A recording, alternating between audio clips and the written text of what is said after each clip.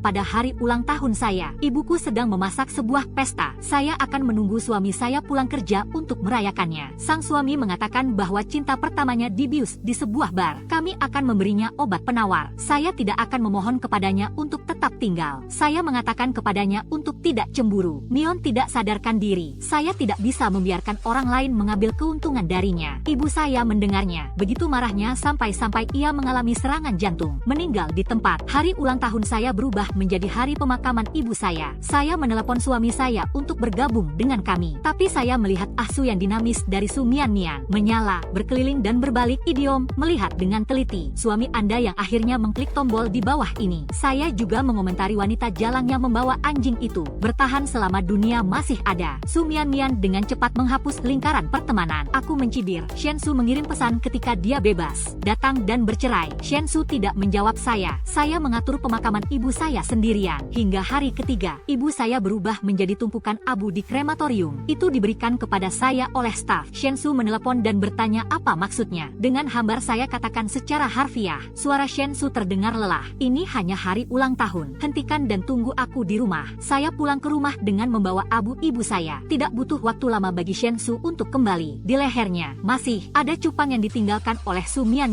Ini menyilaukan. Itu pasti sangat intens. Ibu saya sangat marah padanya. Shensu berada di tempat tidur dengan wanita lain. Bahkan pada saat pemakamannya, betapa bencinya melihat saya menatap lehernya. Dia dengan cepat mengangkat kerah bajunya dan merentangkannya. Setelah menutupi cupang, saya baru saja mengangkat dagu saya. Jangan khawatir, kita belum sampai di sana. Saya lapar akan nasi goreng Anda. Saya tidak bergerak sedikit pun. Shensu mendesak untuk tidak. Guyun, tidak bisakah kau mendengarku? Saya bilang saya lapar. Aku tidak peduli. Kau lapar, bagaimana denganku? Pergi cari Su Mian.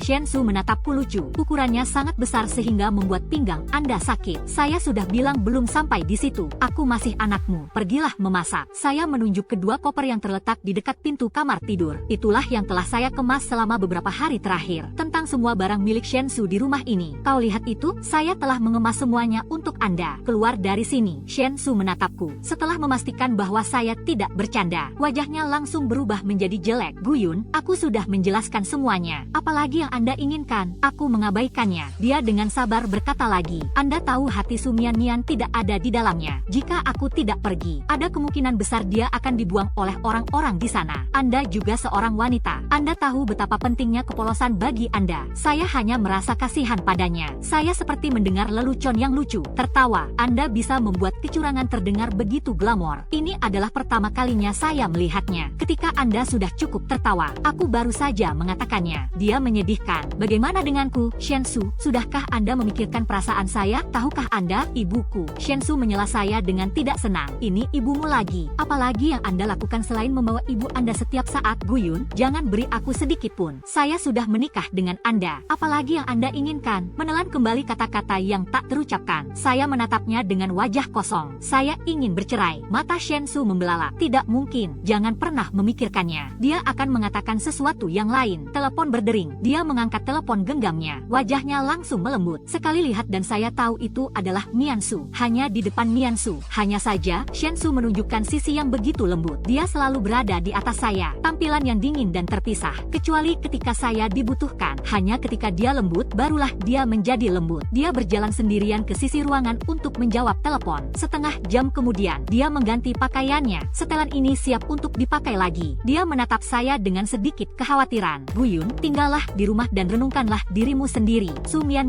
sakit. Saya akan merawatnya sekarang. Mudah-mudahan ketika saya kembali, Anda dapat melihat di mana letak kesalahan Anda. Pintu ditutup tanpa ampun. Saya menarik sudut mulut saya dengan sinis. Dia berselingkuh dan menduakan saya, dan itu membuat ibuku terbunuh. Pada akhirnya, saya harus merenungkan kesalahan saya. Itu lucu. Saya berdiri. Dua koper di ambang pintu kamar tidur kemudian buang ke tempat sampah di luar. Shensu, saya tidak akan berkompromi lagi. Shensu adalah sebaik kata-katanya. Dia belum kembali selama seminggu. Seolah-olah mereka lupa bahwa saya ada. Lingkaran pertemanan Su Mian lah yang mempublikasikan berita setiap hari. Foto-foto. Tempat ini dipenuhi dengan jejak-jejak kehidupannya dan Shensu. Saya khawatir seseorang tidak akan melihatnya. Aku tidak peduli. Dia mengucilkan Su Mian.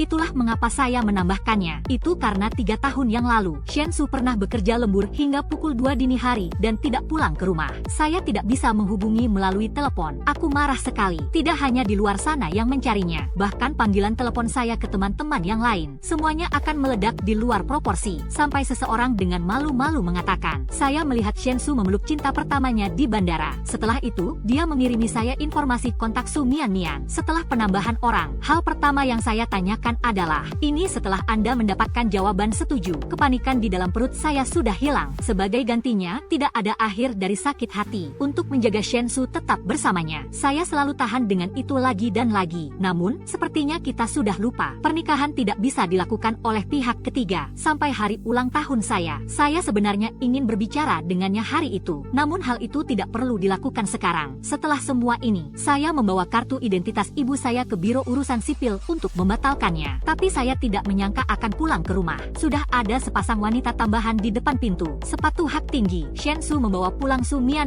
Pada saat ini juga, saya melihat mereka bersarang di sofa, makan sekumpulan permen tongkat bersama-sama. Ketika Anda menggigit yang sama, Su Mian tersenyum dengan alis melengkung. Shensu ingin menciumnya karena telah melakukan sesuatu. Kemarahan mengamuk seperti air bah. Saya meninggikan suara saya, berteriak, apa yang kamu lakukan? Shensu mendengar suara itu, akhirnya berbalik, melihat satu sama lain ke segala arah. Sekelebat kepanikan melintas di wajahnya. Namun, Anda berpura-pura tenang. Dia bertanya-tanya, apakah Anda akan tinggal di rumah? Kemana kamu pergi sebelum aku bisa mengatakan apa-apa? Su Mian kemudian berbicara dengan Guyun. Apakah Anda sedang mencari Wok? Jangan khawatir, kami tidak melakukan apapun. Kata-katanya berhasil membuat Shensu berpikir, saya cemburu karena dia pergi menemui Su Mian. Itulah mengapa saya tidak bisa tidak mengikuti Shensu. Shensu melirikku, bukankah kau bilang begitu? Membuat Anda betah di rumah. Apa yang Anda lakukan di luar sana? Berpakaian seperti itu. Tidakkah Anda tahu bahwa itu memalukan? Saya menyapu sekilas pakaian di tubuh saya. Ini adalah hal yang lucu untuk dikatakan. Ini adalah salah satu yang dipilihkan Shensu untuk saya sebelumnya. Aku ingat dia bilang, Guyun, Anda terlihat bagus dalam hal ini. Tapi sekarang dia terlalu berantakan. Dibandingkan dengan merek besar di Su Mian. Saya tidak benar-benar melihatnya. Saya menebar senyum. Apakah Anda takut saya akan menghalangi Anda dan Su Mian bermesraan? Shensu menghela napas. Guyun, jangan pikirkan hal itu. Saya tidak melakukan apapun selain menjaganya. Tidak ada. Su Mian tiba-tiba terbatuk-batuk dengan keras. Ya, jika saya tidak terkena pneumonia akibat flu, aku tidak akan mengganggu Wo. Jika Anda ingin menyalahkan Guyun, salahkan saya. Aku tidak sehat. Wajah Shensu penuh dengan rasa sakit hati. Tuangkan segelas air untuknya. Minum perlahan-lahan. Aku sudah membuatkanmu obat. Anda akan baik-baik saja saat meminumnya. Su Mian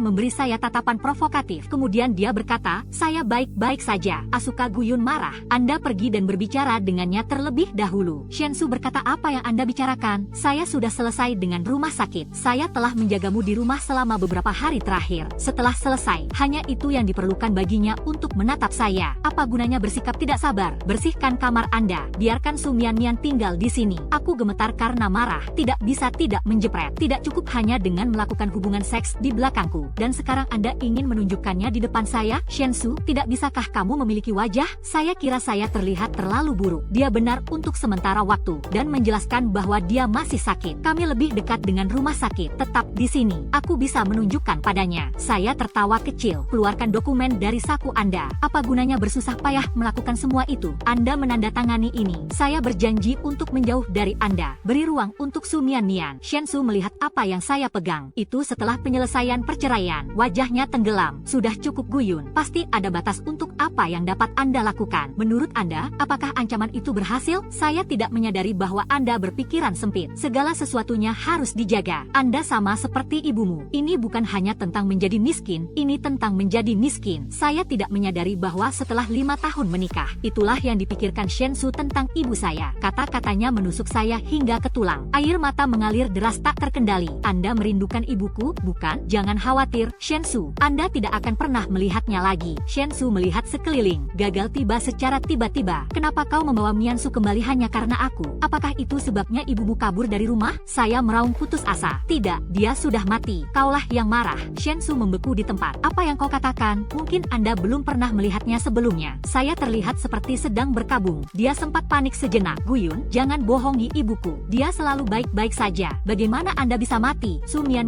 juga menyela Su. Dia mengatakan ibunya sudah meninggal. Tapi bagaimana dengan tubuh? Di mana itu? Jangan biarkan dia menipu Anda. Shen Su mengabaikannya kali ini. Sebaliknya, dia dengan sabar berbicara kepada saya tentang Guyun. Jangan berbohong padaku. Jika Anda takut ibu akan marah. Dalam beberapa hari lagi saya akan menemukan tempat. Aku akan mengirimnya pergi. Apakah Anda puas? Saya menatapnya dengan nada mengejek. Itu tidak mungkin. Anda bisa melupakannya. Su Mian tiba-tiba pingsan di sofa. Wajah Shen Su berubah. Menyentuh dahinya. Desak aku lagi. Guyun, cepatlah pergi. Jelas saja demamnya sudah kembali. Aku mencibir. Mengapa saya harus menjadi penyebab demamnya? Jangan lupa, ibu saya membeli rumah ini. Siapa kau? Membawa kembali seorang wanita dari dunia luar. Shen Su berteriak. Rumah ini atas nama saya. Jika Anda tidak ingin membersihkannya, kalau begitu pergilah dari sini. Hati saya sakit karena marah. Aku tertawa. Setelah bertahan dan bertahan, mengambil nampan buah di atas meja dan menghancurkannya. Menginterogasi, membiarkan seorang wanita dari luar tinggal di rumah ibu saya menghabiskan semua tabungannya, membelikan kami rumah pernikahan kami. Apakah hati nurani Anda telah dimakan oleh anjing? Nampan buah jatuh di kakinya, berantakan dalam sekejap. Wajah Shen Su gelap dan menakutkan. Guyun, meninggal 409, Kaisar Dinasti Yan Utara atau Dinasti Yan Akhir. Apakah Anda pikir saya tidak akan berani melakukan apapun kepada Anda? Kau mengancamnya. Aku akan menghentikan pengobatan ibumu. Rasa sakit yang luar biasa mengalir di hatiku. Saya tidak bisa bernapas. Saya tidak memikirkan hal itu. Shen Su melakukannya untuk Su Mian,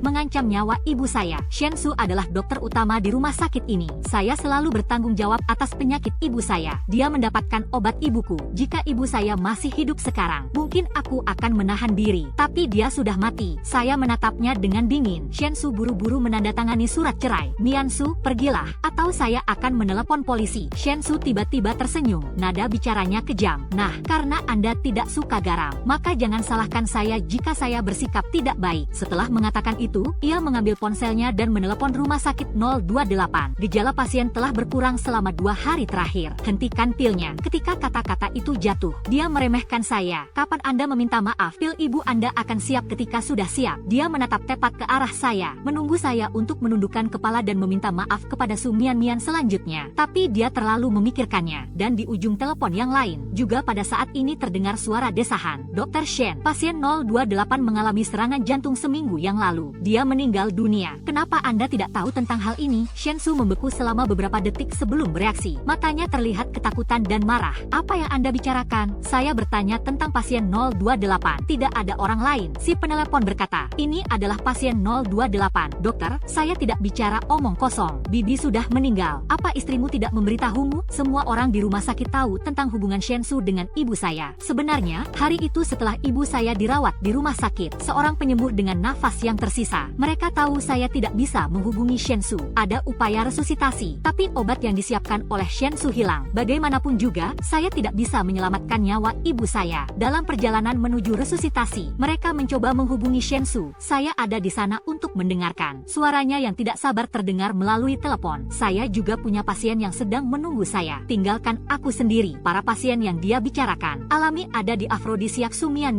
Saat telepon terputus, dokter mengumumkan kematian ibu saya. Melihat tubuh ibuku yang dingin, kecintaan saya pada Shen Su berubah menjadi kebencian. Mendengar nama ibu saya lagi dari orang lain, sekali lagi ada rasa sakit yang tajam di bagian perut saya. Hal itu hampir membuat saya kehilangan pijakan. Ponsel Shen Su jatuh ke tanah. Saya tidak mengambilnya. Dia datang ke arah saya dengan segera. Teruslah bertanya tentang hal yang mustahil. Guyun, katakan padaku, apakah Anda bergabung dengan mereka untuk berbohong kepada saya? Apakah kondisi ibu sudah stabil? Kenapa lagi? Dia menatap saya. Ada hasrat yang membara di matanya. Dia mencoba membuktikannya dari saya. Itu semua bohong. Diam, Shen Su. Anda tidak pantas dipanggil dia. Temui mataku yang penuh kebencian. Dia semakin panik dan wajahnya telah kehilangan warnanya. Dia tiba-tiba berdiri di tempat seperti patung tanpa jiwa. Dia tidak bergerak untuk waktu yang lama. Ketika dia datang, yang tersisa di mata saya hanyalah rasa sakit. Dia datang ke arah saya. Jalan yang sulit. Guyun, idiom, GBR. Masa-masa sulit. Kenapa kau tidak memberitahuku? Ketika dia selesai berbicara, dia sepertinya memikirkan sesuatu. Meringis, menundukkan kepala dengan tergesa-gesa. Jangan berani menatapku lagi. Saya pikir saya hanya ingin sembuh. Saya tidak menyangka hal itu akan terjadi. Maafkan aku, Guyun, mengulurkan tangan untuk memelukku. Tapi saya mendorong mereka menjauh. Aku jijik. Jangan sentuh aku. Aku terlalu kotor untuknya. Dia terlihat terluka di wajahnya. Guyun, aku benar-benar tidak punya apa-apa dengan Su Mian. Dia kehilangan kesadaran di sana. Saya hanya menggendongnya ke dalam bak mandi. Itu hanya air dingin. Saya menggelengkan kepala. Katakan itu pada ibuku saat kau mati. Sekarang saya hanya ingin bercerai. Shen Su membalas. Saya tidak ingin Su Mian berdiri di dekat tembok. Mengerutkan kening, Gu Yun. Bagaimana Anda bisa mengutuk Wok sampai mati? Dia tidak menyebabkan kematian ibumu. Para dokterlah yang membunuh orang. Dan Anda akan menyalahkannya. Shen Su menatapnya dengan tajam. Tidak ada sedikit pun kehangatan di matanya. Diam. Jika Anda tidak memanggil saya pergi, ibuku tidak akan mati. Kau membuatnya terbunuh. Dan sekarang kau menyalahkan Gu Yun. Su Mian, apakah saya menyulitkan Anda? Suara Shen Su dingin. Tidak selembut sebelumnya. Ekspresi Su Mian konsisten. Jangan bicara lagi. Shen Su maju ke depan. Mencoba meraih tangan saya. Tapi saya mendorong mereka menjauh. Antara dorongan dan dorongan, taruh di saku saya. Namun, kartu identitas saya terjatuh. Shen Su ingin mengambilnya. Tapi saya mendahului Anda. Tapi dia sudah melihat wajah ibu saya di kartu identitas. Cahaya di mata saya kembali padam. Dia terjatuh ke tanah. Mata menjadi merah. Saat berikutnya, air mata mengalir di wajah saya. Ibu, aku minta maaf. Su Mian bergegas mendekat. Namun, dia mendorongnya menjauh. Matanya penuh dengan kebencian ketika dia melihat Su Mian.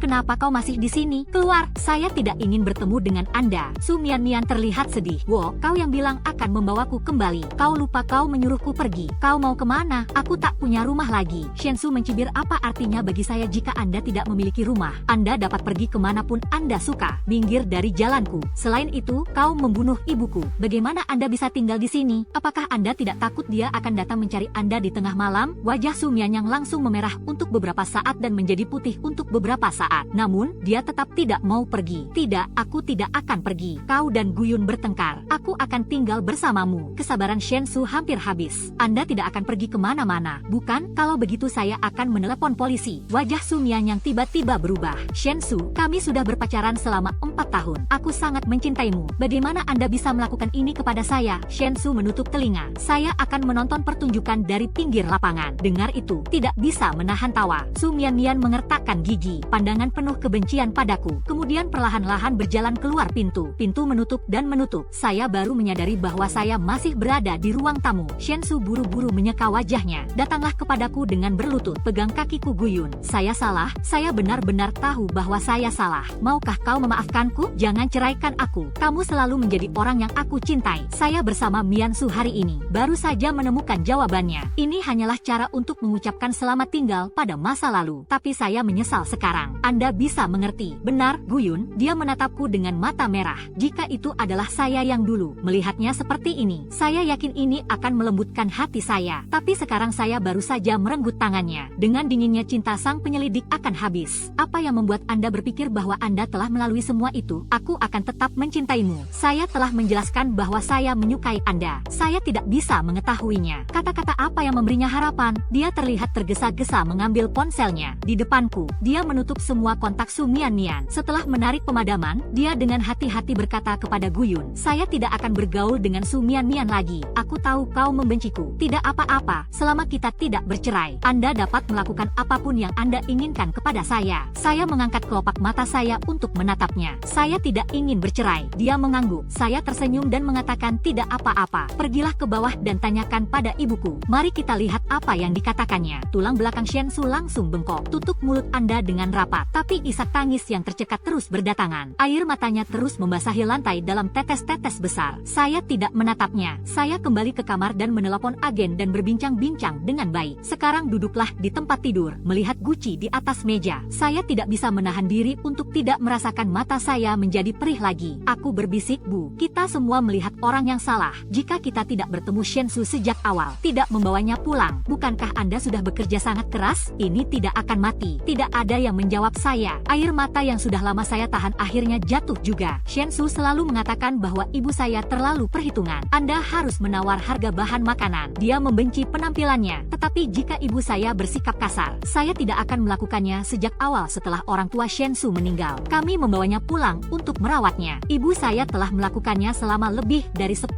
tahun. Dengan tubuh yang kurus untuk menghidupi keluarga. Terlepas dari kondisi ekonomi rata-rata. Tapi dia tidak pernah kekurangan makanan atau pakaian. Bahkan nilai sekolah menengahnya tahun itu hanya kurang 10 poin dari perguruan tinggi yang ia inginkan. Ibu saya ingin mewujudkan mimpinya untuk kuliah. Saya telah mencoba menemukan semua hubungan dan uang untuk pengobatannya. uangnya, seluruhnya 100.000. Itulah mengapa saya mengirimnya ke sekolah itu. Terlebih lagi ketika kami mengetahui bahwa kami telah menikah. Mengambil semua tabungan saya, membeli rumah ini di tempat antah berantah. Saya khawatir dia tidak akan senang. Rumah itu masih atas namanya. Ibu saya tidak pernah meminta Shensu untuk melakukan apapun untuknya. Bukankah ibu saya cukup baik untuknya? Shensu, hatimu hitam. Pada saat itulah saya tiba-tiba menyadari beberapa orang hanyalah serigala yang kurang beruntung. Dan siapa sangka bahwa saya telah mencintainya selama lebih dari 10 tahun. Saya hanya merasa sedih. Shensu tidak menyukainya sejak awal. Saya senang kami tumbuh bersama. Dia jatuh cinta dengan Su Mian saat kuliah. Saya hanya bisa menyimpan rahasia yang tidak diketahui oleh saya. Terkubur di lubuk hati yang paling dalam. Tetap awasi dia sampai kuliah. Dia dan Su Mian dipisahkan oleh pekerjaan. Perselisihan yang sering terjadi. Pada akhirnya, mereka putus. Pada saat itu, Shensu mengalami depresi, minum dan mabuk setiap hari, bahkan bunuh diri. Saya ada di sana untuknya. Suatu kali dia mabuk, pegang aku erat-erat. Guyun, apa kau menyukaiku? Ujung telinga saya memerah tanpa terasa. Namun dia tidak menyangkalnya. Dia mencium saya di bibir. Lalu kita akan bersama. Malam itu, jantung saya berdetak lebih kencang dari sebelumnya. Kami menikah segera setelah itu. Sebenarnya, saya hampir lupa setelah Shensu dan saya menikah. Saat itu adalah waktu yang menyenangkan dan nyaman. Hingga tahun ketiga, Su Mian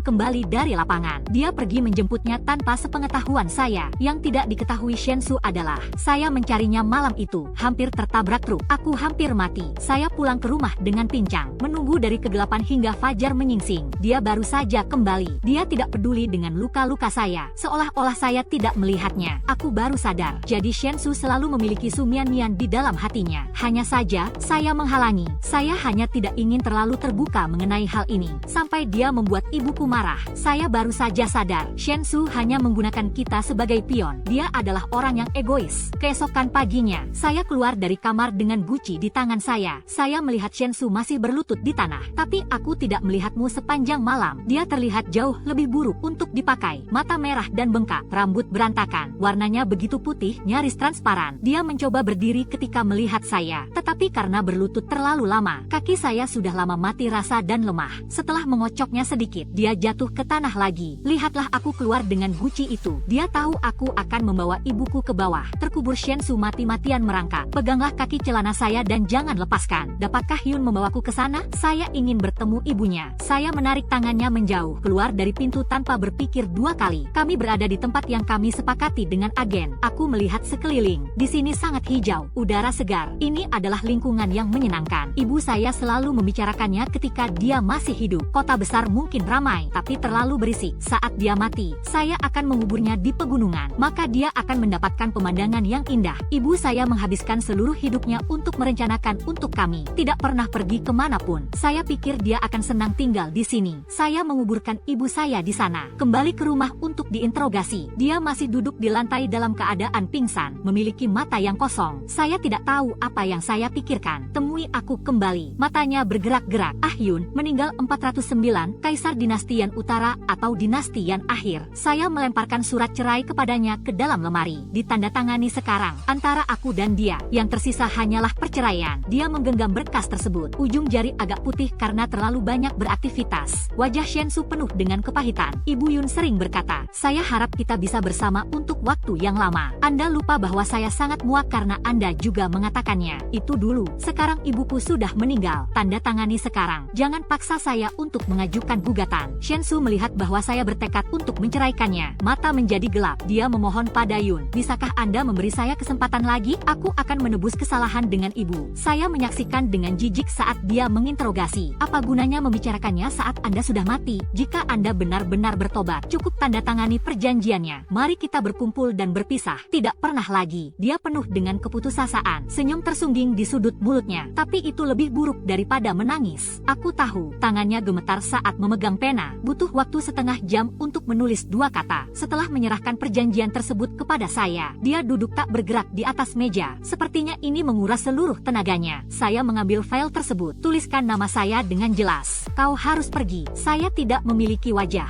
Lihatlah dia dengan penuh cinta. Shensu kemudian berdiri. Saya akan pergi ke pintu depan. Dia berdiri sejenak dan tertawa pahit pada Yun. Di mana ibu dimakamkan? Saya mohon Anda untuk memberitahu saya. Oke, aku sangat merindukannya. Saya mendorongnya keluar dari pintu. Tidak mungkin Shensu. Saya tidak ingin Anda menghalangi jalannya. Pintu ditutup. Ini memotong wajah yang menjijikkan itu. Kepalan tangan yang tadinya mengepal, mengendur. Tinggallah sedikit lebih lama. Saya takut saya harus menampaknya. Shen Su berdiri di depan pintu untuk waktu yang lama. Akhirnya, saya sudah lama tidak bertemu dengannya. Dan hidup saya perlahan-lahan mulai menyatu. Saya sangat terpukul dengan kematian ibu saya. Saya harus lebih fokus pada pekerjaan saya. Meringankan rasa sakit karena kehilangan orang yang dicintai. Sampai suatu waktu, ketika saya pergi ke rumah sakit untuk pemeriksaan kesehatan, saya mendengar dari seorang dokter yang saya kenal lebih baik, Shen Su, atas malpraktek medis. Setelah dikeluhkan oleh seorang pasien yang sebelumnya pernah berhubungan dengannya, rumah sakit memecatnya. Saya tidak bisa membuat hati saya tersentuh, tersenyum dan mengobrol sebentar sebelum pulang. Di tengah perjalanan, saya mampir ke toko untuk mengambil kiriman. Keluar, saya melihat dia dan Su Mian berdebat. Ada banyak orang yang melihat-lihat, dan dengan keajaiban, saya juga pergi ke sana. Shen Su mungkin sedang mengalami masa-masa sulit. Ini baru 2 bulan. Dia terlihat lelah. Kerutan telah muncul di wajahnya yang bersudut. Saya seperti telah berusia 1 dekade. Dia menunjuk ke arah perut Su Mian yang menonjol. Dia mengumpat saya dan berkata, "Anda berbohong kepada saya. Bukankah kau bilang kau akan mengambil tindakan pencegahan? Lalu mengapa Anda masih hamil?" Su Mian menangis seperti buah pir karena hujan. "Wow, aku tidak tahu. Tetapi anak itu harus menjadi milik Anda. Anda bertanggung jawab atas persidangan." Lihatlah, dia mengejek. Ada rasa jijik di matanya. Mungkin itu milik orang lain. Lagi pula, Anda sangat murah. Pria macam apa yang hanya mengaitkan tangannya dan memasukkannya ke dalam? Mata Su Mian membelalak, menangis sejadi-jadinya. "Kau bajingan, Anda bisa melakukannya." Saya tidak mampu mengakuinya. Wajah Shen Su, warnanya menjadi pudar. "Saya sarankan Anda tutup mulut." Pada saat ini Shen Su, ini merupakan perubahan dari tampilan masa lalu yang dingin dan acuh tak acuh. Kekuatan seluruh tubuh melonjak, agak menyeramkan. Su Mian sangat ketakutan sehingga wajahnya menjadi pucat, menggigil di seluruh tubuh. Tapi saya tidak berani mengambil langkah lain. Anda hanya bisa menangis dan berlari pada saat yang bersamaan. Ada banyak obrolan di sekitar. "Bukankah itu Dr. Shen dari rumah sakit di kota? Lihatlah semua kebenaran dari." "Jadi, kehidupan pribadi Anda juga berantakan? Apa Dr. Shen? Dia pasti sudah lama dipecat. Saya dengar dia punya utang luar negeri ratusan ribu dolar. Saya bekerja sebagai pelayan di sebuah bar sekarang. Di mana ada rasa kasihan, di situ ada rasa iba. Saya dengar dia pernah berselingkuh sebelumnya. Itu dia gadisnya. Dia sangat marah kepada ibu angkatnya dan membunuhnya. Wah, orang ini sungguh sial jika Anda menikah dengan seseorang." Shen Su melihat saya di tengah kerumunan. Saya kira mereka terlalu banyak bicara. Dia sudah beruban. Dia harus menutupi wajahnya dan pergi. Kerumunan orang membubarkan diri, dan aku pulang. Mengapa Shen Su berhutang begitu banyak uang? Dan aku tahu mengapa. Hari pertama Su Mian kembali dari belahan dunia lain. Saya menyewa detektif swasta untuk menyelidikinya. Yang satu ini tidak masalah. Aku sudah menemukannya. Dia menebas orang, beberapa tahun di penjara. Dia keluar sebelum menghadiri persidangan. Adapun pria yang hampir saja dia potong sampai mati, keluarga tersebut adalah rentenir. Setelah Su Mian lulus dari universitas, saya meminjam sejumlah besar uang dari orang itu untuk investasi. Sayang sekali dia tidak terlalu berbakat dan tidak berpengalaman. Ini akan segera berakhir. Tentu saja, saya tidak mampu membayar rentenir, dan rentenir pun semakin bertambah banyak. Dan pria itu selalu mengancamnya setiap saat, mencoba memaksanya untuk menjual tubuhnya. Mian Su berada di bawah tekanan yang terlalu besar. Setelah pria itu datang lagi ke rumah saya, kedua belah pihak tidak dapat mencapai kesepakatan. Dia dalam keadaan gelisah dan dia membacok orang-orang dengan pisau. Untungnya, pria itu menelepon polisi tepat waktu. Su Mian tertangkap. Ketika orang-orang seperti itu keluar, dia segera mendekati Shen Su. Itu tidak masuk akal. Saya biasa menyebarkannya untuk Shen Su terlihat menyuruhnya untuk berhati-hati. Tapi Shen Su sangat sinis terhadap saya, bahwa aku hanya cemburu pada Mian Su. Itulah mengapa mereka begitu rela memutarbalikkan kebenaran untuk menjebaknya, mencoba untuk membuat jarak di antara kami. Dia merobek-robeknya dan membuangnya ke tempat sampah. Setelah apa yang baru saja terjadi, saya baru saja mengetahuinya. Su Mian yang pertama kali datang kepadanya. Dekati dia. Jadi dia mencoba menipunya untuk memberikan uangnya sendiri, mengisi jurang maut untuk diri Anda sendiri. Saya mengetahui sebelumnya bahwa dia berutang setidaknya beberapa juta. Tabungan Shen Su hanyalah setetes air di dalam ember baginya. Adapun yang digunakan Su Mian,